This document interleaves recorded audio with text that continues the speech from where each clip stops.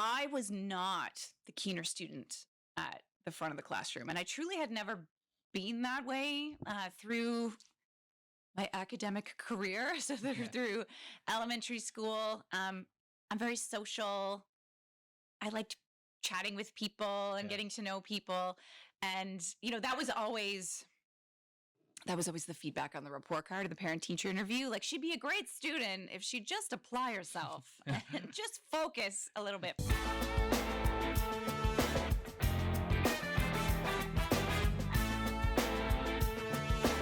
Welcome to another episode of the Voice Podcast. I'm your host, Sean, and today we have a very special episode.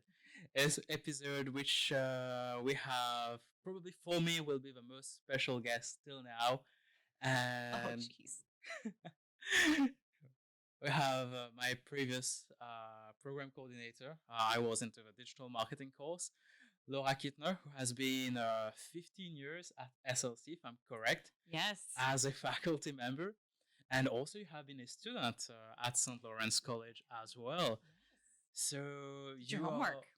you're in the part, the heart and soul of SLC. You kind of embodies the very spirit of St. Lawrence College.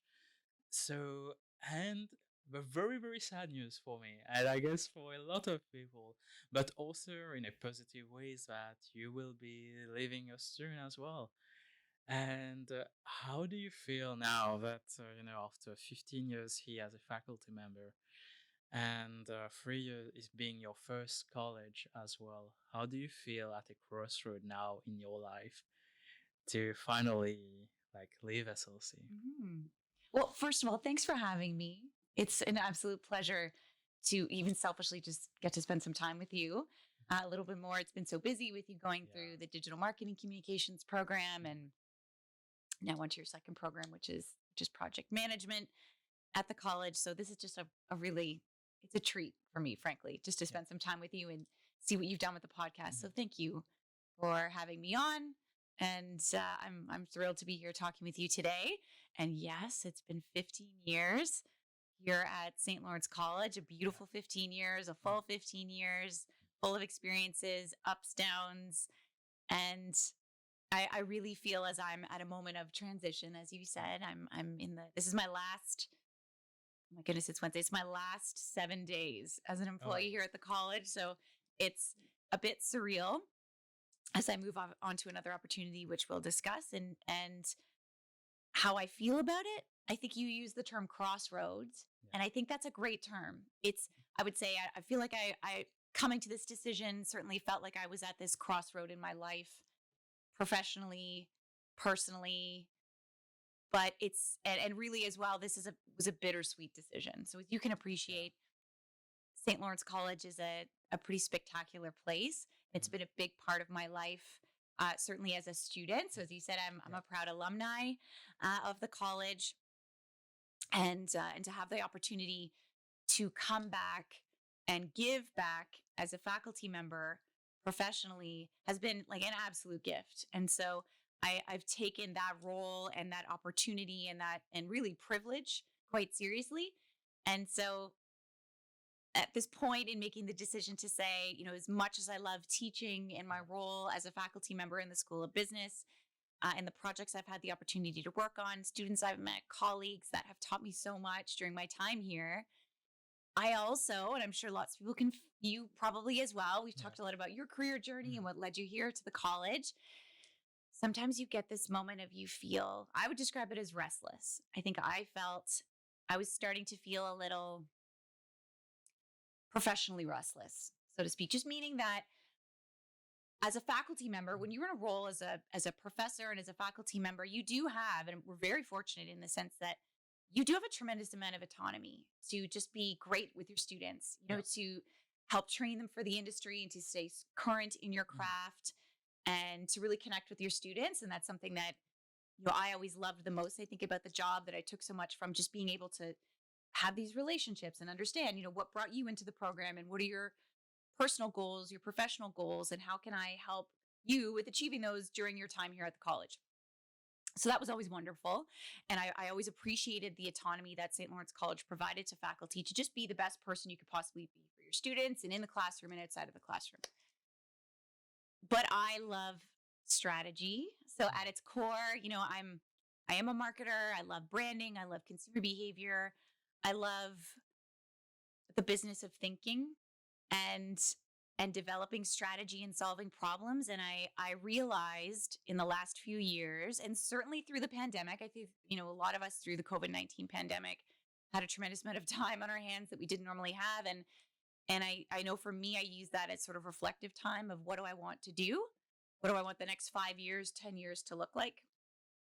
And I started to write things down because for me, sometimes all the thoughts can get jumbled around in your head. So I really take just grounds me to write things down. Like I love lists and I love crossing things off the list, even if it's like a really small task. When things feel overwhelming, I always find there's just this beautiful grounding simplicity of just a pen and a paper and a list. And like there's this visceral reaction of crossing stuff off. So I wrote a list of the things that I love to do professionally and that really fill me up and make me feel alive and challenged in great ways. How many of those I felt like I was getting from my current position and maybe some other trajectories I wanted to be on professionally. And that sort of led me to a point of this is a point of an opportunity for me in my professional career. I have these great experiences now as a faculty member. How can I take that to the next level? And for me, doing that was moving out of teaching and into an academic administration role, moving into more administration, strategy, leadership, so that hopefully I can impact even more students like you and be part of what helps shape the college system for years to come. I believe so deeply in the college system and what we do here at Ontario colleges. And I'm excited to be part of doing that in the future. So the role that I'm moving into is a role called chair. So it's a chair of communications and media in the School of Communications, Media, Arts and Design at Centennial College. So I'll be relocating to Toronto. I'm really excited about that portfolio. It's, for me, it's kind of professionally where I've spent a lot of my time and grown up professionally in that field. And to move out of teaching and into administration now, for me, means I get this beautiful gift of, again, being part of helping to shape what makes Ontario colleges special and what we do for students and supporting the diverse learners that we start to see now in Ontario colleges, both students domestically from Canada that have grown up here in this country and those that are coming from other countries, and hoping to make the experience a really positive one at all colleges across Ontario. So I'm excited about that new challenge. So you mentioned a list of things you love crossing words. I did that as well. Okay. During my 2 months of holidays, I did a list more of simplifying things because I'm in a brain which I love doing a lot of things because I want to do so much things, then you end up doing nothing. So I would like to know what was written on your list. What are the things which you wanted to achieve on? Oh, great question. And I love that you say that too, that you're a list person, because I do think it's something that I recommend, when I'm chatting with students and they're having the challenge you just articulated. There's so many things I want to do. And I think especially in our field, like it all fields, I think all disciplines and areas of study, but certainly so in marketing, communications, digital marketing, where things are changing so quickly. And you're often expected to wear many hats, solve many problems. That's one big issue. Right? It's it really sometimes makes it overwhelming to kind of get all the ideas straight, make a decision and execute. And especially so for those of us, I think, that are a little bit more inclined to strategic thinking as opposed to tactical thinking. As well, having a list or an area where, again, just that very visceral pen and paper, writing things down, at least for me, has always helped me make sense of what's going on up here and getting that out on paper and actually seeing it and kind of having it stare me in the face. And then also thinking about time. So all these things I have on my list that I either want to think about or I want to do. And these things can be as simple as, like basic chores or errands that I need to run in a day, or more altruistic things like my goals over the next little while. Again, I just find it helps me make sense of them. It gets it out of a busy mind, a noisy mind, and onto paper. So what was on my list? This as well, I should say, I give credit to the list to a mentor, which I feel like I'm going to talk about in other questions that we'll get to in this interview. But it was someone that is a personal and professional mentor for me that even as a student gave me this advice. And it was at the time, when I was a student in the late 90s and early 2000s, it was still at the time of the business card. Like the business card was still like the big thing. Everyone carried business cards. When you met somebody for the first time, you were exchanging business cards and you were paying attention to it, and it had all the important details. So the advice of this particular mentor was he called it a goal card. And so for him, it was just taking it. He liked the size that just, you only have a little bit of real estate on a business card. But the idea was this would also just on the size of a business card on like the blank side, write down your goals for, it could be the next 12 months, 6 months, 5 years, but they have to fit on that card, and keep it in your wallet was his advice, because that's with you at all times. And at moments when you're, waiting in the waiting room at a doctor's appointment, or you're commuting, just these little bits and moments that we have in our lives of time that's just for us. So not looking at your phone, take it out and look at it and see, does the list still make sense? Have I accomplished things? Are there things I can cross off? Am I closer to some of these goals? Do some of the goals not make sense for me anymore after 3 months? I'm moving in another direction, and that's okay. That simple act has saved me personally, professionally, time and time again throughout my adult life. Like I just can't stress that enough in moments especially in moments for me of turmoil where I do feel things are out of my control. I still can control what I put on that card, and it can change. So there's this like really beautiful sense of power. So what was on my list at that time? Again, I mentioned strategy. So it was, I'm hungry and I'm missing being a part of a strategic conversation for a bigger, organization and direction. As a faculty member, you see the strategy and you know the vision of the college, and you get excited about it and behind it, and you realize that you're part of that bigger goal. But ultimately, you're not part of creating that goal. You have influence. You're not really the one that's determining that. So I missed that. It was using my brain a little differently, like just being challenged with tasks that, weren't as familiar to me day to day as the tasks of my current role in my job. So just feeling kind of professionally challenged and learning something new was exciting.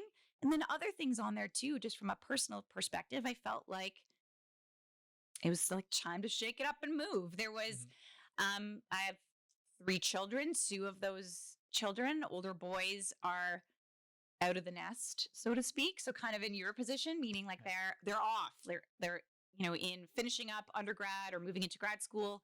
Another one, so proud of, is just graduated from an undergrad and is relocating and kind of starting his adult life. So I have a 12-year-old at home who's kind of portable. And it was also like personally a really interesting time where I just thought I could pull up stakes. I can move. And I think that for me, that discomfort of going somewhere where I don't really know anyone was exciting. It was an opportunity. It was exciting. I like being uncomfortable. I think it's important for me, and just in terms of learning and kind of pushing boundaries. And so I also, what was on that card, I wanted to be uncomfortable again. I realized that I was beautifully comfortable in my life. And what a privilege it is to say that, by the way. Yeah. I respect that and understand that comes from a place of privilege to say that I was so comfortable and I wanted to make myself uncomfortable again. But that discomfort and challenge for me is just part of my own personal and professional development. So I was kind of hungry for that again. So those are some of the things at a high level that were on that card. So how long have you been in Kingston for? So I am a full-on townie. I was born in Kingston. Yeah. I have spent time away. So in early 20s, when I first started kind of my career path and journey, I spent stints, 2 years, 5 years in a few different places, traveled a lot at the probably first 5 to 7 years of my career throughout Europe and the US. But Kingston, I was always pulled me back. Family was here. Interestingly, friends, like really great friends. We all sort of dispersed mid-20s to sort of figure out our lives. And then everyone gravitated back and started having families. And so there was this beautiful network here for me. And then professionally, opportunities happen here in Kingston. So it always pulled me back. It was kind of wild. And so that was also a motivation too, to say, I'd like now to try something else. for a little while as well. I was hungry to do that. That's amazing. And, at this stage, some people, like you say, you are in a very comfortable nest. And some people just, I have achieved what I wanted, I'm good and it's just time. But it's very courageous in some way, to go into some form of discomfort and to move to new horizons and see what's out there, and also the ambition of doing something more strategic. Mhm. I kind of understand you what you mean by that. Sometimes you want to really influence at a bigger scale, at the Ontario level, instead of just at a college level, but to start to see the bigger picture as well. Certainly. Yeah. Yeah. And do you have any ideas what you want in a fantasy world? Like, if you could do some things immediately in your new position, what would you do? The first thing I'm focused on Mhm. is my own research just to understand the landscape. And Yeah. so process is a big part of Mhm. any larger institution. Of course, yeah. And certainly public institutions, process is a big part of how things run. Mhm. Departments run, people run, and process is a function of the strategy. But sometimes process can impede the strategy. But I think Always. for me, Yeah. for me, and especially as an entrepreneur too, like in Mhm. terms of like my other life, the other Mhm. hat I wear as a business owner, sometimes it's in your nature just to buck process. Like if you're faced with it, you just almost try to find ways to blow it up and start something new. But I respect it, and so I think if I consider goals or things I'm hoping to accomplish, at first it really is just I need to respect and understand the current landscape of the place that I'm going into, that I'm part of a very big puzzle. I'm one small piece. And so, and it was the same kind of thing when I started here at St. Lawrence College. Sometimes you need to just sit back and be a bit of a sponge. Now, and just understand, who are the stakeholders, what's the experience that is already being provided and seen by learners, by faculty, by support staff, admin, management and leadership. And so at first for me, it's just be a sponge, understand the landscape, understand each of the departments and the students and why they have, chosen that particular environment, and just do my research. So I've really, I think, to me, listening goes a long way, of just listening and investing in the people first. Yes, there's a lot of process, but the process always comes back to the people. So just investing my time and getting to know the people and how they make things run in that environment. And from there, then I hope to support what they're doing and help push them in, within my portfolio and the things that I can influence, support the great people that have gotten the department to where it is, work with them to remove barriers. So as much as I possibly can in influence, remove barriers that maybe are not conducive to the process or have been a challenge. Maybe there's just a new way of looking at it. I think that's sometimes the advantage of bringing someone new in, that they're coming in with these fresh ideas. And I hope and suspect that that's a part of why I was selected for this role, is to bring in those new ideas and innovation, but respecting the process that's there, and being collaborative. That's always been a big part of me too, that you can't do these things alone, that there's so many stakeholders, and how can you collaborate and bring the best parts of all these, different people and processes together, and then sort of reinvent a new way of looking at it or approaching it. So I think it'll be a long runway of listening, seeking to understand, getting to know all of the great people that are in that environment, and then sort of using that to come up with a collective way to move forward.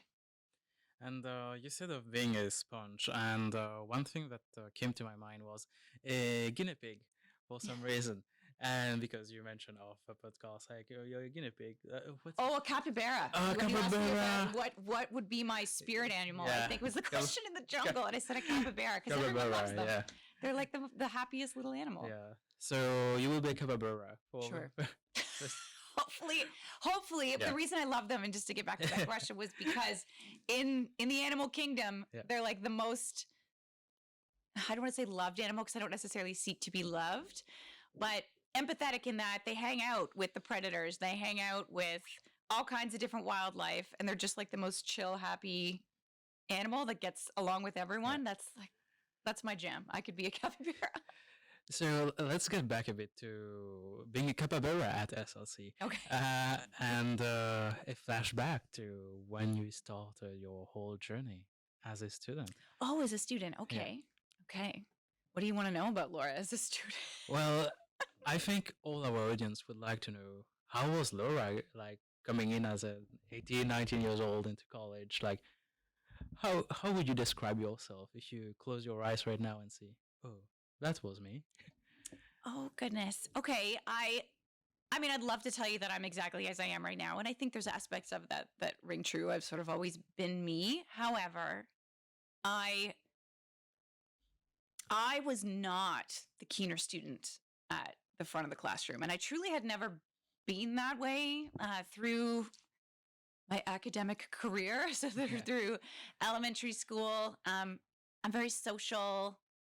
I liked chatting with people and getting to know people. And, that was always the feedback on the report card of the parent-teacher interview. Like, she'd be a great student if she'd just apply herself and just focus a little bit. But so I was still that way, like pretty social, like to chat with people, enjoyed what I was learning, but I would have been considered, when I think about the different types of students and archetypes that you meet in a classroom as a faculty member, I was certainly one of the ones that was probably at the back. And I would also say I would hazard to guess, maybe kind of easy to forget, like easy to miss at first. However, there was a turning point for me as a student, and it was late in my second year as a student. And again, it's back to this particular mentor, which I'll maybe name at the end of this, but it was a faculty member that I had for 2 or 3 different courses over my career as a student. And I'll never forget, he one day in class said to me, it was near the end of the semester, so he was like tallying up final marks, and he said, Laura, I'm looking at my marks for you, and they're tallying up to be like a B, like a solid B, even some cases a B minus. He's like, you're an A+ student. Like, what is happening? What is the disconnect? You are an absolute, no question in my mind, A+ student. So why aren't you acting like an A+ student? And I didn't. I didn't have an answer. Like I guess I had never, ever before as a student had anyone challenge me that way. Like, again, you had those comments of like, if only she'd apply herself, but it truly was, I saw it as, I almost felt accountable to him to be an A+ student because he believed in me. It was almost like, wow, he sees something in me that no one has ever mentioned, and I didn't even really necessarily see in myself up until this point. I really almost felt this obligation to him to be like, yeah, I gotta level up. I'm an A+ student. I'm not acting like an A+ student. And it, like, that fundamentally changed the way I approached the work that I did, the way I approached how I carried myself. Truly, like, I'd never thought of it before. And I all of a sudden was like, well, I have to kind of like fake it till you make it. I truly, in a weird way, it was like, okay, I need to be an A+ student. And so I studied harder. I moved up to the front of the class. I put my hand up more. I took risks and didn't worry about if I had the wrong answer or if I sounded funny. I just stopped worrying about what everybody else thought and really just felt like, I'm worth investing in and I'm worth pushing myself. So that was like this pivotal moment. So that, I think, changed. There was sort of the Laura as a student prior to that like had a lot of fun. Had a lot of fun in my undergrad. Very social, participated, met everybody, did all the things extracurricular-wise. Unpopular question. Was Tejas still there? Oh, of course. That is a popular question. Absolutely. You could find me at any of the local establishments in the hub at any point, having a great time and dancing and meeting people and like joie de vivre. Like, I had a great time. But what was the music like? What was the music like? It was so good. Like, music I think one of the questions we may get into eventually is music, but like at that point it was so late 90s, early 2000s. So that was sort of the onset of a lot of like dance. But still hip hop was really great at that point. And I love, like, just a deep lover of 90s, like late 80s, 90s hip hop, even to this day. Like, Mhm. love Tupac, love Oh, Notorious come on, B.I.G., love yes. Wu-Tang Clan, like all that. So, Big Papa. Yeah. yes. Oh yeah.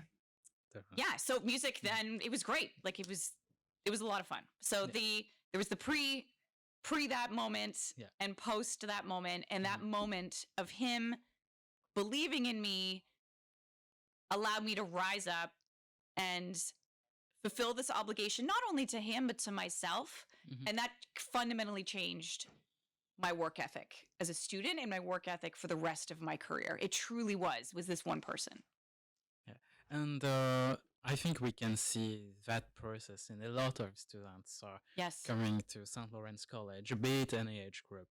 And my question is, how challenging was that process of that moment when he made you realize you could be an A plus player? What were the hard times, and what were the, for example, what did you do to make that transition from B to A plus player successful? What did you do It's a so that great it can question. help some students who feel like this right now? And I take that question in the context of I've done that with students because of him doing that with me. As I eventually, ultimately my career led me into, the privilege of being an educator myself, is I saw the Lauras in a classroom that were, instinctively at the back. And Yeah. just, we always, I always look at when you meet a new class for the first time, you have, it's kind of three core groups. You have the, like, very clearly, you could refer to as like out of the gates star students, high achievers. They're going to sit at the front. They're going to participate. They're going to put their hand up. Keeners, like they have very specific goals, A-type personality. Then you have the opposite end of the spectrum for whatever reason, right? Like learners that have different challenges. They're not coming to the table with that same drive, interest. They have other barriers, personally, professionally, they're stopping them from being at that level of the star students.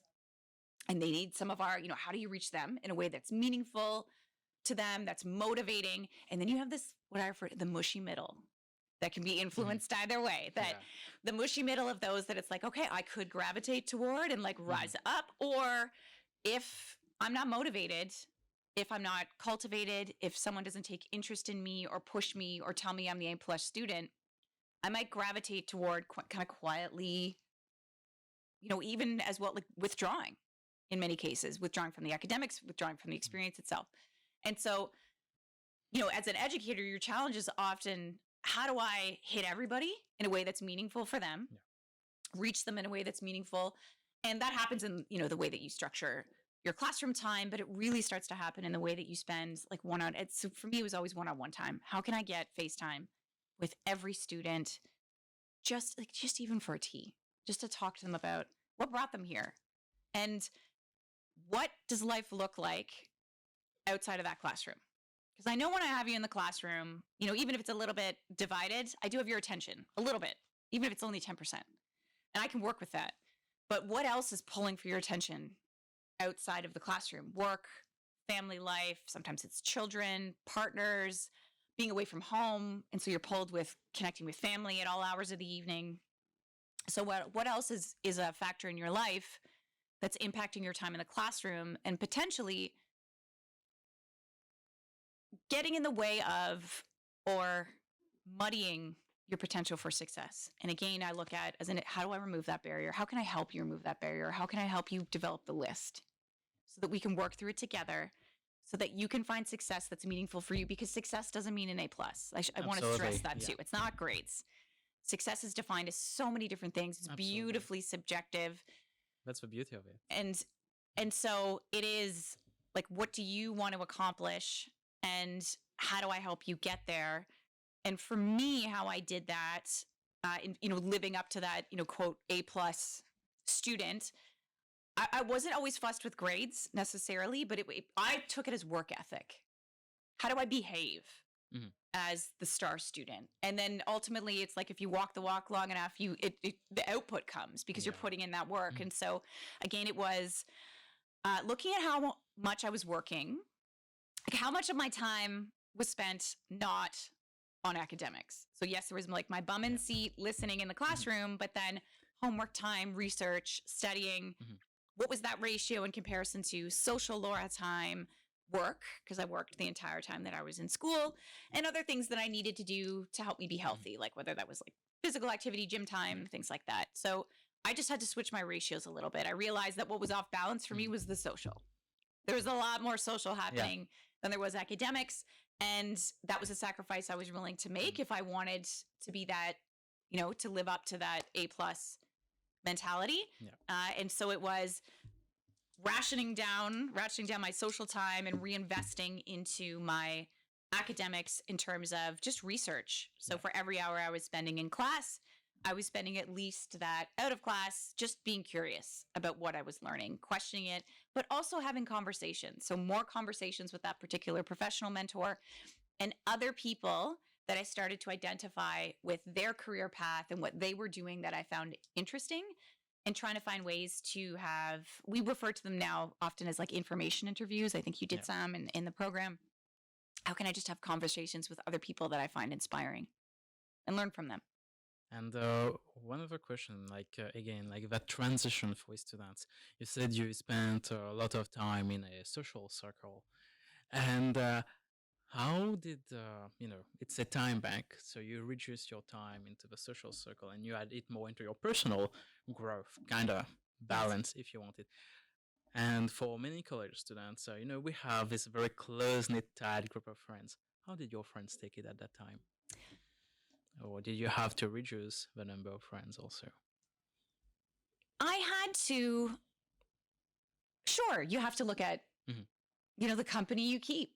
Yeah. I think that's an important piece throughout your entire life. I have the same conversations with my 12-year-old son about, friend circles and, especially when you're younger, you're so influenced by your friends and Mhm. defined by your friends and what they're doing. And there are these pressures to keep up or play a certain sport or not play a certain sport or audition for the play or not audition for the play because your friends don't think that's cool, but maybe you're interested. And so I think that's something that affects us as children all the way up into adulthood. But the company you keep is so critically important. And a lot of this for me came down to, and it's something I continually still have to work on, although it's easier now. I feel like I've understood it a little more and I'm able to articulate my decisions and against or for something or how I'm spending my time a little better, less agonizing over it. But it's recognizing how to thoughtfully and tactfully say no, Yeah. because time is your most precious resource, and how you spend it necessitates everything else in your life. And so, yes, there were times where I'd have to look and say, socially, I love my friends, or I love this particular group of friends, and I love what they're doing, and it's really, really fun. But for right now, I maybe need to withdraw from that for who knows how long. And maybe you don't even have to set a time, but just right now, I need to withdraw from that a little more and invest some more time into these particular activities. We're talking about academics, but it could be sleep. Truly, it could just be like, I just need to invest some more Yeah, time in definitely. Yeah. good sleep. Or I need to invest some more time in the outdoors, like off a screen, and invest some more time just getting to know myself. When we were off camera, off podcasting just a moment ago, we were talking about the most important relationship that you have is the one that you have with yourself. And so there are times where you need to say no and you need to be guarded with how and where you're spending your time, because as you develop personally and professionally and you find success, more opportunities come up, which is really exciting. And you feel compelled sometimes to say yes everywhere to everybody because you don't want to let anybody down. You don't want to let yourself down. You don't want to miss an opportunity Yeah. for something. But sometimes there is just beautiful empowerment in mindfully and considerately saying no. No, thank you so much for the invitation. Unfortunately, I'm not going to be able to do that tonight. And also recognize you don't always have to say why. You don't have Yeah. to say why. I'm a big believer. I love Sam Harris. Well, I think we talk about, maybe we'll talk about other podcasts later, but love, love, love Sam Harris. His podcast, he's a neuroscientist, philosopher, just incredible man, author. podcaster, but there's a book that he wrote. It's actually an essay that he published called Lying. And it's a tremendous, I recommend everyone read it. It's a short read, again, essay, but it essentially talks about the impact lying has on our psyche and our lives and our relationships, even small white lies of, you had plans to go out. I feel like everyone can identify with this. You said yes to something, and then it comes down to that night 2 hours before you have to go, and you're just like, oh my gosh, I'm so tired. Yeah. So I've had the worst day. The last thing I want to do is rally and go out to this particular thing, whatever it is. And so you conjure up a little white lie as to why you can't go. I'm so sorry I can't go. I'm just not feeling well. Or, oh my, this urgent issue came up with my great aunt Maria. And I can't be there tonight. And just the impact of just these little white lies can have, because they build up over time. And so somebody asks you about, like, oh gosh, Sean, like, how's your great aunt Maria? I heard you couldn't come the other night. And then you have to be like, right, that was a lie. So sometimes you can just say no and say thank you for the opportunity and leave it at that. You don't need to create something, or you can just be honest and say, unfortunately, I won't be attending tonight. I'd had a long day. I just don't have the energy to do it. And so saying no thoughtfully, recognizing that you're fortunate to have all these great opportunities socially, professionally, to attend these events, participate in these opportunities. The art of saying no respectfully for me was something I continue to work on. But I think it started then in that sort of turning point for me in my life, and went off balance. Because certainly in your career, you just say yes to everything because you just want to experience everything, and then you pay for it in productivity and your own kind of mental and physical well-being. But really working on how you spend your time and realizing that you don't have to give everyone everything all the time is quite empowering and does help you with productivity and staying on track with goals. And coming on, you transitioned to an A+ player in your studies, but also in life, I guess. You're very much an A+ person. I don't know about that. Again, fake it till you make it. Maybe I look. Whenever I wear it reminds me of something, just as an aside. So you're very sweet to say that. I don't necessarily identify with that. I'm a work in progress. I think we all are. But jokingly, whenever I wear my glasses, my husband will come in the room and be like, gosh, you look smart. And then my response always, without fail, is, well, as long as I look it. So I don't have to be, as long as I can appear. So I don't necessarily feel like an A+ player all day long, all the time. Absolutely not. And I'm not. Like, let's be frank. I'm not. I'm a work in progress, just like everyone else. But just so you know, to many of us, you are. Oh, you're very sweet. Very sweet. Thank you. After being an A+ student, so how did you get started as a marketer? Oh, okay. Because digital marketing exists at that time. Yes. Okay. Yeah, it does somewhat. Kind of. Email. It's a long story, but I'll make it really quick. How about this? Because I think, again, it's an important story. And it's one that you can identify with, and many students as well, certainly in a college sector, but in any higher ed sector. It relates to how I got started in this field, actually relates to work placement. Interestingly, sort of how I was studying for this. I was really always interested in public relations, journalism, and just communications in general was something I was quite interested in, and that's what I was studying at the time. But I got my first opportunity, I guess, or crack at it, of trying it, was through a work placement. And like many students, when you get presented with a work placement opportunity, you research it, and you're really mindful about the type of experience that you're going to get, and where you're working, and who you're working with, and potentially the projects that you could be collaborating on while a student, because you want to maximize that opportunity. And ultimately, it's a beautiful kind of head start into the workforce. And so I had done that. I had secured a placement that I was really excited about, that was predominantly based on public relations, and it was in the healthcare sector, and it was like locked and loaded. And I was actually ahead of the game. This was like A+ Laura at this point. I'm just trying to be ahead of deadlines and getting all these things done. Yeah. I felt really good about it, this work placement I had secured. And this same mentor, who like throws curveballs in my life constantly, it was probably about 2 weeks before work placement was intended to begin, passed me in the hallway and said, hey, I've got this opportunity. I know you already have a work placement secured, but this other opportunity came across my desk. It screams you. I really think you should look at it. There's something here.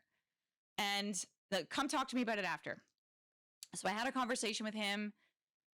it was a very different opportunity in a small town, like a really small town, and a manufacturing facility. And just for context, again, as a marketer, an up and coming marketer, I was not yet, but an aspiring marketer, and I feel like you can really empathize with this.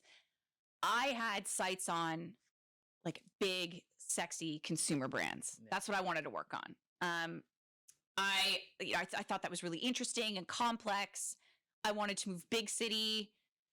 And so the prospect of this alternative work placement opportunity in a small town, and by small town, I'm talking like 4,000 people at the time, working in a manufacturing facility. And what this company was manufacturing was printer toner cartridges. Oh, okay. So like, I see where we're getting. kind of like the most unsexy thing that you could market. But I trusted this mentor. I trusted his judgment. I felt like he saw something in me. So I chased it. I went there for the workplace. It was a really, really bumpy ride. I actually regretted it after the first couple of weeks. I was like, I've made a terrible mistake. I should have just went with my original choice. This company it was kind of disorganized. No one really knew why I was there. And my first job on the first day was I was asked to organize a storage closet. That was truly, I was brought in. They opened it up. Floor to ceiling, just full of files, boxes, disorganized, dusty. And I was pointed to it and said, it was basically, come, let me know when you're done. And they walked away. And then, those are pivotal moments where you look and say, option one, you could quit. Just be like, this is crazy. I am more than this. I am an aspiring marketer. Like, I have all these ideas. Let me into the boardroom. I'm going to solve all the problems for this company. I was a bit crestfallen. So one, I could have quit. Two, you put your head down, try to make the best of it. And so I didn't want to let this mentor down. He thought it was a good idea. I trusted him. I was like, well, there's got to be something here. So instead of just organizing the closet, I read everything I was organizing. Yeah. I looked at the files, looked at the documents, understood what they were. And it was actually all files related to this event that the company used to run. It was like this event that raised money for a not-for-profit. It was cancer research. It was a cycling event. It brought in professional cyclists from all over the world into this particular town. And it kind of happened over an off-season point in the town. So it would still help kind of kickstart and cultivate tourism. But when I was reading it, I could see that it had generated a lot of negative publicity. People being cranky that streets were, closed. They didn't communicate or market the event enough, so people really didn't know what was happening in terms of community members. I just read and realized this is really exciting, and it looks like there's so much potential here if someone would just take it and run it. And so as I was cleaning it, I started taking notes. I wrote a proposal about if they were to continue to run this event in the future, here are some recommendations that I may have to help them maximize the amount of money that they could raise to get community involvement on board so that it would be seen as a positive and not a negative for the community, and hopefully bring in more cyclists for it. And truly I finished the organizing task, wrote this all up, printed it out and bound it and slid it across the desk of the president of the company, who I was terrified of. I was terrified of him at the time, slid it across and then basically backed away. Just said, if you had a moment to read it, I just put some ideas together. 2 days later, he came back and called me into his office and was like, you wrote this? And I said, yes, I did. I know you didn't ask me to, but I started reading what I was organizing and I found it quite interesting. And I do have some training in marketing. That's what my undergrad has been. And I just thought there were some ideas, but by no means, you don't have to take any advice. I just thought I was offered a job on the spot. And that's how I got my start. I started working for that community. I ran that event for several years. I started as a marketing assistant. And I'll tell you full disclosure, I made $25,000 a year. And I thought I was a millionaire. You mean that I'm going to get I have to do, just work really hard. And every 2 weeks, this is what I get without fail. This is what I make. And I have some vacation time. And I can be sick and paid for it. It was wild in terms of just adulting when you're 22 at the time. And it all started there. And I moved within that company, marketing assistant, to, I think marketing coordinator, then to a manager, director, ultimately, by the time I finished with that company and its sister company, I finished as a vice president of marketing and global business development about 8 years later. Wild. All because I organized a storage closet. Hey, that's I'm speechless. I'm usually have a lot of things to say. It's all kudos to you. Having making the best out of what's available to you. Mm-hmm. It reminded me such of a quote which I read in a book, and you know, uh, the grass isn't greener elsewhere. The grass is greener where you Where you water. water it. Yeah. Absolutely. Well, and frankly, this is you. Like, you've done this. You and many students like you, where you give up. You've come here, you left home, you had a career, you had a fantastic graduate degree, education, everything. Like, you're leaving everything to take a chance on yourself, on reinvention, on investing in yourself, on an adventure in another country, in investing in another discipline, in a market that you don't understand at first. I mean, you've done this. You are the walking billboard, and many students like you, your classmates throughout this college, of doing the best that you can with the circumstances that are in front of you. And frankly, 90% of the time they are less than ideal. And it's, what are you going to make of it? Are you going to quit? And sometimes it's okay to quit too. I'm not advocating like never quitting, because you do have to ask for help and realize sometimes there are just things that will not serve you, or situations that don't serve you in that moment or make sense. But you do this every day. You emulate the ability to iterate and figure it out on the fly, and find the meaning, find the message and the experience in it, and take it with you to the next thing. I feel like I'm leaving you speechless the whole time, and maybe that's a really bad thing. Oh no, it's very inspirational. So I'm into the moment. You are one of the rare person that captures my focus a lot. Like, I usually, in the HD gang, I always zone out at some point. Like, the 5 minutes I'm out with you.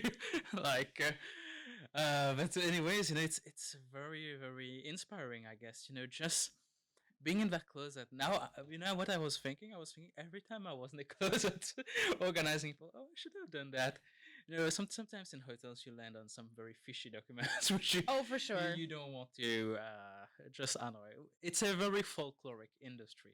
If you're like in very managing like star hotels, but the management still, it's in something else. Mm-hmm. But again, you have this, I think. This mentality which this mentor applied to you, which made you like always like, oh, I need to live up to his potential that he sees in me, to the potential that he. So I think that was very good accountability. Sometimes for me, I realize I can be better than you. There's this new motto which I go by, like, it's very hard finding inspiring people sometimes for me, Right. because I don't know, some part of me is like, my biggest challenge is myself. Mm-hmm. Is like, I know I can do great things just if I put the willpower to do it. But sometimes there's that competitive ego inside of me. Oh, but there's no one competing with me, so what will I achieve? I've always like performed best when I had sort of a rival instead of a mentor, and like a friendly rival. I love having someone beside saying, "Hey, I'm this. Okay, you're doing this, so now I'm going to." It's maybe because of the athletic mindset which I always had. I should win. Like, and this is my new catchphrase: I'm not the best. You might be better, but as the underdog, the bottom line is I win. Mm-hmm. Because my name is Sean Ozia. That's my new catchphrase. Watching too much old school wrestling content so far. But no, I think there's so much power and beauty in what you're saying, for sure. And ultimately, a couple of things I want to just super quick unpack with that. One is, I think you recognize and you're seeking out, and hopefully you're working to be in a position where you are not the smartest person in the room. Absolutely. And for all of us, that's same mentality for me. If I'm the smartest person in the room, I need to get up and leave. Yeah. I have to go find other people that are going to push me, challenge me, disagree with me.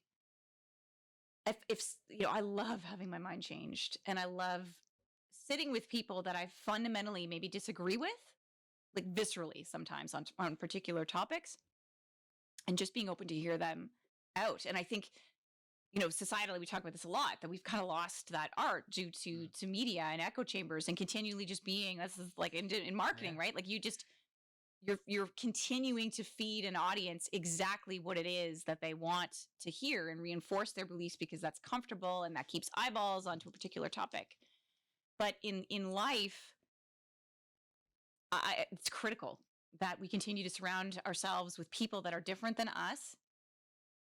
And by different, it could be, again, socially, things that they're involved in, their opinions, what they're reading, what they're talking about, what they believe in, cultural beliefs, societal beliefs, all those things I think are critical, but also intellectually as well. Again, just seeking out, finding other folks that will help us rise up, but also being humble enough, because you're a very talented, driven, competitive person. And as you say, like athletically, like you push yourself, and, mentally you're very thoughtful. You spend a lot of time, working on yourself as a whole person, spiritually, intellectually, physically, mentally. And I think it's easy sometimes where you look and say, well, I don't suffer fools. I'm not going to waste my time with people that aren't going to add to my experience, my human experience. So I think I don't want to project that on you, but I think it is. And I get like this too sometimes, where I'm just like, I don't have time. I don't have time for the relationships. I just have time for what I need to get done. But you miss so much of what makes life beautiful and messy and exciting by being open to those. So it's something I have to work on all the time as well, is just being open to those other human experiences that maybe on the surface I can't see make a lot of sense for me in that moment, but recognizing that even just in that conversation, there's so much I can learn and take from those people. So continuing to be open to it. I know it's easier said than done. Yeah. Now coming back to your field, like digital marketing, which you're a business owner as well of an agency, like, Yes. and also digital marketing 10 years ago, now, and 5 years maybe from now, it won't be the same. It's an ever-changing field, and we hear always the big terms, the hype terms like Web 3.0, AI, metaverse, and not long ago, 3 years ago, people were saying SEO is game-changing and everything, and now SEO is like almost fundamental. It needs to be here. It's everyday talk, and nowadays people like Web 3.0, AI, blah blah blah. So, according to you, what are your advice to students who are studying in that field, or anybody who is interested in some form of digital marketing? How to keep up with all this information coming in? Digital marketers should do that, should do that, should do that. So, what you've just articulated about the constant change is what I love about this particular discipline, like this craft from a marketing perspective. And you mentioned digital, but I think it as a whole, as a profession, the marketing profession, and all the different facets that come with that, and these like different silos of areas of focus within marketing, digital being one of them, and even digital has all these multiple offshoots. That it is such an ever-changing, iterative, subjective. I think that's the beauty in it, is that it is so subjective. It is like art, and I know that true artists might hate what I just said, and I do, and think, I'm not an artist, but I have an artist mind, so. But I do see it as there's beauty in it, and there's power in it, to continually learn and be open to the fluidity of the process and the ever-changing nature of it. That's always what I've loved, because you're always getting to know this new concept, a new trend, a mindset from a consumer perspective of why we react to certain messages or visuals or stories that we hear. And to me, true successful communications and marketing and branding is just a series of stories. It's like and that's who we are as marketers. We're storytellers. Yeah. We truly are, if we're doing it properly. We're storytellers, and we're great listeners as well, because it's reciprocal. It's like a conversation that we're having with our audience and society at large. So in terms of how you stay on top of the change, the constant change, and that can be so stressful and overwhelming, even as a student. Like there's stuff sometimes that you'll start the semester in a particular course, and something could Yeah. have changed, like, Mhm. with web marketing in the course that you had. And that's typically one that I had the beautiful advantage of teaching for a long, long time. And every semester it was like you were blowing up the course content and revisiting again because things change so quickly with algorithms. And you Yeah. mentioned SEO, um, everything to do with digital advertising. Like it's just this, the algorithms in and of itself that control what we do. The algorithm change. Instagram is like crazy. They change it so much. Like, Precisely, right? oh, Yeah, exactly. We yeah, need to get into social media as well. So, how you stay current is, I think, just as a truly a function of just working in it day to day, forces you to maintain currency because you're in the tools, the respective tools. However, based on the industry that you're in, the platforms that you're using, or the audience that you're commanding, sometimes you have to leave certain digital channels alone and really go all in, on one or two, Yeah. for example. So those could be social channels. If you're in a business to business environment, you may be still using some other elements of marketing that are a little bit more traditional. Like you may be still focusing on events, Yeah. and thought leadership through like webinars and writing, like content marketing. And you may not be using pure and applied like consumer social channels for social advertising, like an Instagram or a TikTok, YouTube Shorts, those types of things. And so as a result, you may not be as current in those areas. You may use them personally, but professionally, you're not there. So it's, again, I think as much as possible, using the tools day to day. Find, for me, a key too has been like find one or two industry thought leaders that you feel like you identify with their position, you identify with the way that they approach their thinking and their strategy, and even just the medium for which they communicate. So maybe you just really love a particular person because you like their podcast, you like their approach to podcasting, and you draw inspiration from that. Or maybe it's a blog. So some common ones for me that are pure and applied marketing is Seth Godin. Has been around forever, and he was sort of like the godfather of branding and marketing strategy. And for me, when I was up and coming, was pretty foundational in industry. And even today, I still hold a lot of respect from him. Read every one of his books, and recommend him quite consistently to students as well, just as a starting point, because he's really practical. Like he's lovely, practical, plain English. Great examples that I think anyone can understand if you're just starting out or if you're a seasoned professional. Jonah Berger is another one. Now he's more of kind of consumer behavior, why we respond, the psychology of why we respond to, the messages and people and branding that we do, and why we ignore others, and really focuses on points of influence. And he's written multiple books. I would say the must read for most marketers is Contagious: Why Ideas Catch On. I'd say that's a perfect starting book. I recommend it to all my students. In a first-year consumer behavior course that I used to teach, it was the reading and the foundation for the course. So I think you'd really enjoy it as well. And another one that's Canadian, who's been around forever, is more of a radio personality. Well, I shouldn't say that. He's not a radio personality. Radio is his medium, and is his medium. Was Terry O'Reilly, and he author, big agency guy in terms of branding.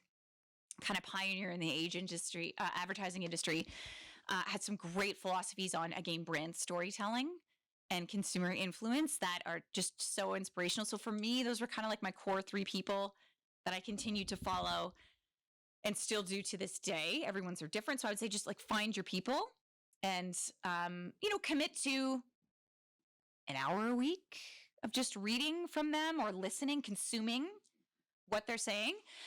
And then it honestly, certifications, education, and continuing to be certified in different proficiencies and skill sets now has never been more accessible. So like free certifications through HubSpot, Google, Coursera, LinkedIn Learning, any of those I think are great just for like the, the real tactical things that are changing all the time related to SEO and digital marketing are great just to keep you current. And again, reading, conferences, events, if you can get out to any of those and even just attend virtually, just to be inspired and kind of kickstart your thinking, are all great ways. And then last but not least, I'll really just quickly touch on AI and Web 3.0. Yeah. Just because everyone's talking about specifically AI, to Web 3.0 is, that's crept into our lives through voice assistants and gaming and just the, our the two worlds colliding of our physical selves and our virtual selves. And before, those were like kind of two very separate things. You know, there's this Sean that you see in person, and then perhaps the Sean that shows up online on different social platforms or gaming platforms or whatever.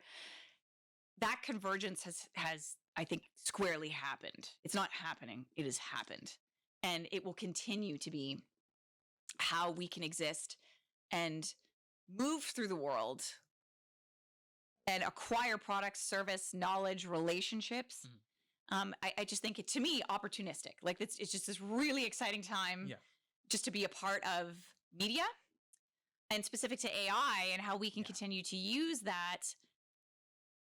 That's a bigger conversation, tons to unpack there. To me, again, I just look at, we are at this critical point of disruption as it relates to artificial intelligence and what it's going to mean for us as a human race, like existentially. I used to joke like 5 years ago that AI was like the most terrifying, like what keeps you up at night? And I would say AI, like truly.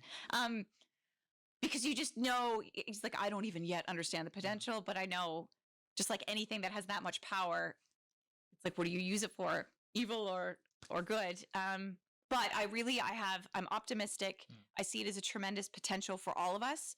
And to me, it's how you use the tool. It's actually less about the tool itself, ChatGPT, Google Bard, any of them now. To me, it's the prompts. It's the critical thinking. It's how what you ask of the artificial intelligence and how you interact with it. That is critical. It's not the tool itself. It's how you use the tool and the prompts that you use to get what you want out of the tool. It's a tremendously exciting time for higher education specifically. I think it's a disruption. I welcome it. And I think it's a disruption, frankly, that needed to happen in many regards. And, you talk about using it as a student. I think even if you consider this conversation we're having right now, and then you think about the end of your semester in the program that you're currently enrolled in, how you're using AI right now to help facilitate your life as a student, assignments, research, anything will fundamentally have changed by the time you finish the program. Like it's just, and it's, to me, again, what an opportunity for us to kind of rethink everything. And I know sometimes that can feel exhausting and overwhelming in terms of just constantly reinventing and reconsidering how we do things. But it is, I think we're at this really pivotal point in higher education and then figuring out how this works and supports industry as well as professors, as higher educators and as students. Yeah, and absolutely. Reinventing is essential. Because we change so fast, and quickly there are I had a teacher saying there will be more speaking based assignment. Yes, that's what they're trying to work on. So I'm all for it. I'm definitely all for it. There's some part of it where, for example, in medical science, an AI can say, oh, this is what's happening to that particular patient. So this is probably the best action to take. So I'm all for it. In the bigger scale, I can see where it can help positively so much. And of course, there will be always people who will use it badly. AI military. So yeah, anyways, whatever you want to think about it, but just move with the flow. And again, so that's more of me, as a marketer. How we hear a lot about freelancing, and what advice would you simply give to people who want to start freelancing, whether it's digital marketing or be another remote work which they can do on their own freelancing? What's your advice? It's great that continues to be an opportunity that many students, and to your point, marketing or digital marketing or communications, branding, strategy development, that those are ones that tend to be a little bit more popularized, or you see folks that freelance consulting ultimately, that tends to be a path that they go down. But it really is now, I think, accessible and applicable to most any industry and craft and discipline. And advice that I give anyone considering doing this is, if you can, and first of all, patience. And by patience, I mean that if you can, go work and gain experience under someone first. So be an employee first and understand what it means to be an employee, to work in an environment with other team members, to make mistakes, to learn from those mistakes, and recognizing that, generally speaking, as long as the mistakes you are making are like catastrophic to the organization, that the paycheck fairy will come every 2 weeks and deposit something in your bank account. Because when you are freelancing, when you are consulting, when you are an independent sole proprietor, moving your way up to in a corporation, and maybe even hiring employees eventually, that you're working harder in many cases, not just to start, I would say harder to build up your portfolio, to do great work for your clients, whilst still having to go out and hustle up new business and also, pay yourself at the end of the day. And that is a tall order. Entrepreneurship is not for the faint of heart. It is a grind. It is a tremendously rewarding grind. And it's more accessible to me today than it ever has been before in terms of government resources, funding. We talked about digital, like the internet, e-commerce. You can, we could leave here and within an hour, you and I can hammer out an e-commerce website and open it up for business and hustle up some advertisements online or do some posts and targeting. We could probably make a sale within 24 hours. Like, it's truly that simple now. But in the long haul of maintaining this and, the hustle that comes with working for yourself, again, doing good work, but then also needing to continue to backfill and bring in more clients, you can sustain, a longer term revenue stream for yourself and make a living wage is difficult to do. But it's not impossible. And so my advice always is go gain experience first, if you can, working for a corporation in your field. Work for someone else. Learn from someone else. What have they done? How did they start the company? How did they hire their first 5 employees? What's their vision for the business in the next 5 years? What have been their greatest pitfalls, challenges, obstacles that they faced as a business owner? Like, learn from them first, gain experience first, build connections in an industry that you want to work in first.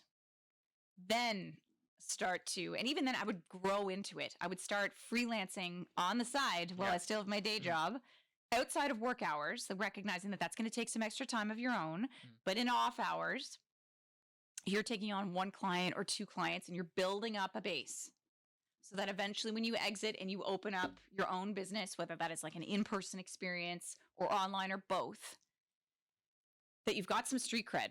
Like, you've built up credibility in a particular industry. You have a portfolio of work that you can show to others that will validate why they're going to pay you money for your great ideas or your skills or whatever it is that you're offering.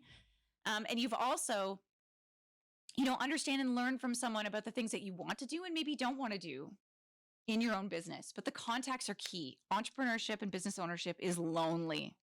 It is isolating. When people ask you how it's going, and it's going rough, which 98% of the time it is rough, you feel obligated to say, it's good. Things are great. Things are good. Business is great. I've new clients are coming in. I lost a couple, but it's lonely and it is isolating. And it was for me, especially as a woman. I think it's different now. But as I was kind of coming up, even prior to owning my own business, even as an executive in the field and the industry that I worked in was pretty male dominated. And, I had to seek out, there were incredible male mentors that I've had in my career, like just stellar humans. But I also had to really take the time to say, okay, there's some unique perspectives here that as a woman, I need to kind of understand. So who are the other women I can have in my life that I can draw experience from and inspiration from? And as a business owner, it's the same. So recognizing that if you work for someone else first, you get to kind of build up that repertoire of other people that you can call on for help or advice, get out of your own head, because it can be so deeply isolated because you are just constantly working both on the business and in the business as well. And so my advice always is go work for someone else first, 2 to 5 years, get some experience. Gradually then start to take on some freelancing projects here and there when you feel like you're at that critical point in terms of a revenue standpoint where you can sustain yourself, then maybe you can step away and then, exclusively focus on that and growing that. And the one thing is like work-life balance. How did you keep up with that? I don't think that exists. So here's that. Yeah. I don't ascribe to that. And here's why, because I just think it sets you up for failure and just feeling terrible. Yeah. I used to joke, and I still kind of do that. I wake up every day and I'm like, I'm going to let somebody down at some point today. I'm sure of it. Like, I'm confident. It could be my sister or my mother, my husband, someone at work. Like, it's going to happen. And so I think if you chase balance, you will continually be disappointed. Something is always off balance. My biggest advice is just be okay with that and recognize that. Just recognize when that's happening. Like, where is the imbalance? Is the imbalance I'm working so much that I'm not focusing on some of the other things in my life that will help sustain the work? Like, again, proper nutrition, come back, sleep, social time, personal time. And so, you can sustain the imbalance often for a little while. You can work through it and realize this is short term, but the effort, I think should be then how do I rectify that imbalance a little bit? And, then something else might go off kilter for a little while. But I think just finding peace in the imbalance, but getting back to kind of doing the things that will help you perform as like the top of your game kind of everywhere, or at least attempt to, would be, again, looking at your core values. Like, as a person, how do you define yourself as a human being? Like, how do you want to show up in the world? And what do you need to do that? So, again, I'm joking and getting back to sleep. For a long time in sort of the first part of my career, especially as a mother, as a parent, as any parent, if you're ever a parent, you would identify with this. Sleep is something you can negotiate away. It used to be for me anyways. I'd be like, well, I have all these things to do. Okay, well, I either won't sleep tonight and I'll get this project done in the name of the project because I believe in it and I have a deadline, and then I can sleep later. That was like the narrative of my 20s and into my early 30s as a parent too, because you're just functioning based on like, what does your child need? And they don't sleep and you're still working. And so sleep is something I always used to negotiate away. It was when I needed more hours in the day, I could take them from sleeping. I do not advise that. Don't do that. That's how you end up with burnout, pneumonia, like 5 times. Like, don't do that. And there are certain periods in your life where, you may be able to sustain that for a little while, but I think 7 to 8 hours of sleep is key. At least it is for me to function at the top of my game. Of like, sleep for me now is like this non-negotiable that I need, and screen time. And so I got to this point of being disciplined of, by 9 p.m., my phone goes on do not disturb mode, and it does not come off that mode until 7:30 in the morning. And sometimes I will get up at, if I have projects or different things that I need to do, I know for me, like my peak time to work, I'm a morning person. So clarity where my idea, or I can get into that flow of efficiency in where I'm spending my time on work. For me, that happens between like 4:30 and 7:30 in the morning. For other people, that can happen at like starting at 9:30 at night. So I think find your flow, your time of when your optimal work time is, where you're not going to be distracted by phone, emails, other things happening around you, and protect that time. Protect that time with everything that you have. And then, other things in terms of balance is, considering what do you need to be happy? And that changes all the time. Like, is it you need to be surrounded by beautiful, beauty can come from nature and vitamin D, like getting outside. Beauty can come from art, from reading, from writing, from creating. So as an individual, what do you need to fill you up? And make that part non-negotiable, whether it's an hour a week, 5 hours a week, or daily time doing that. Invest in that. It is an investment that will pay dividends into your productivity and your mental health and your physical health over and over and over again. It will allow you to show up everywhere else in your life, in the best possible version of yourself.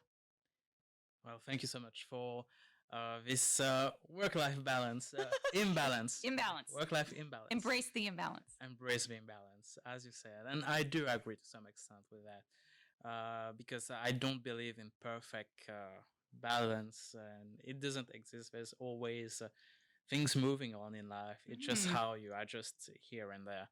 But sometimes it's good to have some ground rules, like you say, Yes. those non-negotiables. Like I think this is what is meant by the balance in work-life balance, is having those moments where like, oh, this is your time for you. Those 2 hours with yourself, like for example, 9 p.m. you put your do not disturb, and then this is where you zone out completely till 7:30. So this is your non-negotiables, and then the rest, cool. Like, and also it helps if you love what you're doing, also as well as Yeah. work, and that helps a lot. Is like because you believe in the project. Because I cannot imagine like, oh, you're not going to sleep tonight and finish a project. Did that, done that, but yeah, I'm at a point where like, oh, I need to. For me, it's like a Formula One car. You need to recharge the batteries at some point to reaccelerate again. Precisely. So to sustain the 60 laps. So yeah. So right now I'm recharging the batteries, and then at the same time, keeping up the pace, accelerating here and there. So yeah, I that's how I visualize more like how I'm working right now. Love that. So it's a beautiful race, but like recharge, readjust, do Mhm. here, do that, and progressively it's boom, it performs well. What's one question which I forgot to ask you? Oh, the question you forgot to ask me, Yeah. and I'm borrowing this question from someone else. Okay. Okay, and I think it's a great question, and you should ask it of all people that like just in your life, and Okay. because you are an exceptional person, and it's just been such a gift to get to know you. And I just even as well as an aside, thank you again for just giving me just selfishly some time to hang out with you. Thanks to and you talk, for coming. 'cause Like it's just such a gift. it's your last 7 days and making that time for us, for me, the voice podcast. Oh, it's my pleasure. Really. It means super a lot. Like I was thinking, do I send that email? I was. Oh gosh, yeah. always ask. Yeah. Always, as I an was aside, like, ask. okay, let me send. Always ask. The worst somebody can say Yeah. is no. Always ask. Yeah. But the question you didn't ask me, and again, I'm going to borrow it from, and I'll name drop here. I'm going to name drop two people in a second, but the first person I'll name drop who asked me this question, I thought it was beautiful, and you may know him because he's his name is Chad Lees, and I don't know if you've ever had an opportunity to meet Chad, but I will make sure that I introduce you to Chad before I go. Yeah. Chad Lees, I met as a student in the advertising and marketing communications program. He was a first year. Well, I met him as a first year student in my marketing principles class, and he reminded me that it was the fall of 2015. That would have been my first full-time year. So I was part-time, partial faculty for about 7 years, I think, and then I had the pleasure of becoming a full-time faculty member in 2015. And Chad was one of the first students in the cohort that I taught my first year full-time. An incredible young man, and has since gone on to take other programs here at the college, is an employee here at the college.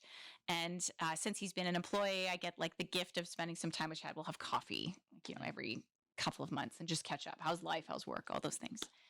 And knowing that I'm about to leave, Chad and I just had a recent catch up. And as we were concluding the conversation, the question he asked me was, do you have any memories of me? Like, what are your memories when you think of me? What are your memories? And I thought it was such a beautiful question. Yeah. And so, because it forced me to be reflective, and I was like, oh my goodness, Chad, I have so many memories. And so then we got into recounting all these memories. So the question you didn't ask me, which I wish you would ask me and that I'm going to answer for you now, is for you to say, Laura, like, what's your memory of me as Sean, as a St. Lawrence College student, as someone new to Canada and Ontario and Kingston, and, taking these big risks and out of my comfort zone and moving through this experience. So the question you didn't ask me is, what's my memory of you? And my answer to you in that question is, again, so many, but I vividly remember meeting you for the first, so I should say before I even met you, I heard about you, about this student that was coming into this program. And the college had never recruited a student from where you're from, which is Mauritius Islands. Yeah. And it was so exciting, right? This is like really exciting new opportunity to learn from someone in a region, in a place, in a country that we hadn't recruited from before. So as a college, you were sort of like, oh my gosh, like everyone's waiting for you to get here. And then I get this, amazing advantage of, and he's coming into the digital marketing communications program. This is amazing. I can't wait to meet him. Yeah. But my memory that sticks out is, do you remember those About Me pitches, the 90-second pitch that you did about yourself? Every student in the digital marketing communications program goes through this their first week. So it's like the orientation activity, and it's like your first indoctrination to pitching, which you will do, countless times throughout the program. And you have 90 seconds to pitch about yourself through images. Get up in front of the class. And it's a vulnerable thing, right? Like, you're with these people for the first time and all your faculty are there. And I remember your presence. I just remember you getting up. I remember your beautiful hair. And I remember you going through your pitch and talking so proudly about your country, like where you had come from, talking about your experiences moving into the hospitality industry and spending time in LA and spending time through Europe and Paris. And I remember you being vulnerable, talking about when the pandemic hit and everything changed for you because you were working in the hospitality industry, and how this became this like pivotal moment of reflection, self-doubt, feeling lost, feeling challenged. Just that you got up in front of everyone and you talked about that and you were vulnerable. Again, at the end of the day, we're all just humans sharing this human experience. And I just had so much respect for you in that moment. Like, you had the room. Like, we were all in the palm of your hand, leaning in, listening to your story. And I just remember after you finished being like, I just can't wait to learn from him, like just to learn more about you and what you want to accomplish. And then we had so many other, like, just countless conversations after that of you sharing with me your goals for the program, and then just watching you through your time here at the college just become this incredible presence and a beautiful story that as a college we get to, go out and watch you and celebrate you. And I will be like cheering on from the sidelines for you, like for the rest of your career. And I can't wait to do that. So that's the question you didn't ask me that I wished you would have, but I told you anyways. It was my memories of you, which I will cherish forever. Well, thank you so much, Laura. Again, like, this is the podcast where I'm the most speechless. I usually talk a lot, and I would thought I would talk a lot, but again, and thank you so much. I have to say, it's very funny. I will tell you the backstory of me choosing digital marketing. Oh, sure. Okay, so my mom went to, so 2020 and 21 were like absolute like bonkers years, like so much things happening into. And so arriving March, I was 2021. I don't know, there was something like, there was a dream which I dreamt, and it was very intense. Like, I knew after that dream, the next day I had to do something great. I don't know, just like that. And it was when I saw a Facebook ads or irony, like about going to Canada. And I say, I need to do that. I need to do that. That's where I'm going. It's like just out of the blue. There's no planning. There's no, like, you say smart goals or whatever. Wow. I'll do that. And I phoned that agency. I say, I don't know. I was so depressed at that time. I just say, I don't know what happened. Something, an inner power inside of me. Call now. Call now. I called now. So I just call and I say, hey, I see that are you still sending people for like July or November 2021 or things like that? I say, yeah, cool. Yeah. Say, yes, you need to do that. You need to bring that. I went to my college, like my second college, after 3 years to go and grab finally my degree. I say, hey, I need to pick up my degree, guys. Okay, what's going?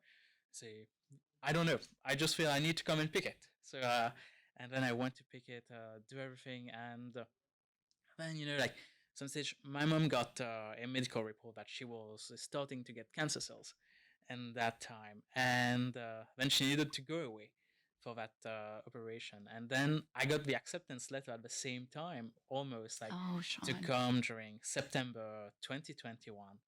And I was like, but I will miss my mom. Like, I won't meet my mom again if I leave for September 21. And then I had to take the hard decision of like postponing it. And January, was when she was close to coming back. And I say, April 2022 is the date, May 2022. So yeah, it was a hard decision because I really wanted to come. And I was like, but I need to stay for my mom. Like, I need her to come back from England, and so that I can at least if something bad or good happen, at least I will have a 6 month With with her. her, whatever happens. And for me, I don't regret that taking coming to the summer because my mom's still here. She's healthy, just Great. so all Good. of you know. Good. She recovered from it, and yeah, so hopefully she can live longer than was expected at that time. And I know to keep up my morals at that time, there was a live session which you did with 3 students at that time, a conference call, like where you talk about the digital marketing program. I And remember. I was still very, like, is this for me? Is this for me? And I don't know, when you switch on the screen, I say, wow, this lady is amazing. You look great. I was like, and then when you started talking and welcoming everyone, that's god tier level of person. I don't know. Instantly, I had this connection. I don't know, for some reason or some way, an inner force in myself. Trust that lady. Trust that lady, because it's a kind. I always exaggerate things. The greatest game. Uh, who was it? I say, Laura is the personification of a Greek goddess. So she is that mystical level of God. person that is, you know, that kind of power which you feel okay. Follow. There's a power which guides you to that person, and that person cannot do you any harm because you're going to grow. Then you started talking with a student, and I saw, like, oh, these were your students, like how you were talking to them. Like, I saw the friendly aspect, of how as a leader you were very emphatic, you were casually conversing, because in hospital it's very functional, very military based sometimes, but made great people. But sometimes it's like, okay, you're having this casual chat, even after you left, they left long time ago, probably some 1 year, but you still have this connection. I want that kind of connection, because in hospitality, I'm like a drifter. I come, do my work, I leave. We probably will never talk again or something like that. So, and yeah, I said, I'm going to do that program. I'm going to go there. And I started, I'm going to get a bit ready for it, do a Google Garage certificate to get a bit know what is it about. And yes, since that moment, I say, put your trust, you're going to Canada. There's going to be that lady who is going to be there. And somehow, some way, she is going to be your guidance point. And still today, like you just mentioning that presentation, I'm very emotional. Just you remembering that vulnerable moment. I was thinking like, oh, because you remember that.